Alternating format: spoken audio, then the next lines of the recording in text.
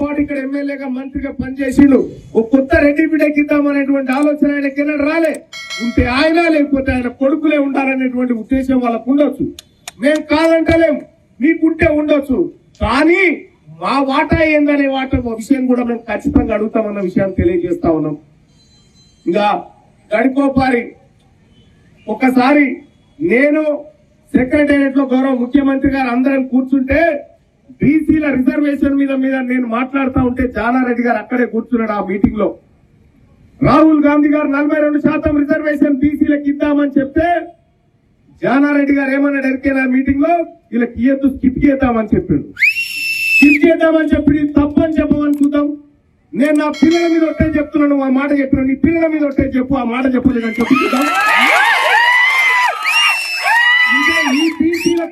ఈ బీసీలకు పదవులు రాకుండా, ఈ బీసీలకు ఉద్యోగాలు రాకుండా, ఈ బీసీ బిడ్డలకు ఏమీ లేకుండా చేయాలనేటువంటి దుర్మార్గపు ఆలోచన నీకెందుకు కలుగుతా ఉందని నేను అడుగుతా ఉన్నా. ఈ బీసీల ఓట్లతోనే కదా మీరు ఎమ్మెల్యేలైంది, మంత్రులైంది. నేను చెప్తా ఉన్నా ఒక బీసీ బిడ్డగా, రేపు రాబోయే ఎన్నికల్లో తీన్మార్ మల్లన్నకు మీ ఓట్లొద్దు, మీకు మా ఓట్లొద్దా చెప్పు. తీన్మార్ మల్లన్నకు మీ ఓట్లొద్దు, కానీ మా బీసీల ఓట్లు మీకు వద్దని చెప్పే దమ్ము మీకుందా అని నేను అడుగుతా ఉన్నా. అందుకోసమే సోదరులారా, ఇంకా చాలా సార్లు కూడా బీసీ ఉద్యోగస్తులకు అన్యాయం జరుగుతా ఉంది. బీసీ ఉద్యోగస్తులు కష్టపడి ఏందన్నా ఓ ఉద్యోగం సంపాదించుకుంటే అక్రమంగా వాళ్ళ మీద ఏసీబీ కేసులు పెట్టించి వాళ్ళని అరెస్ట్ చేస్తా ఉన్నారు.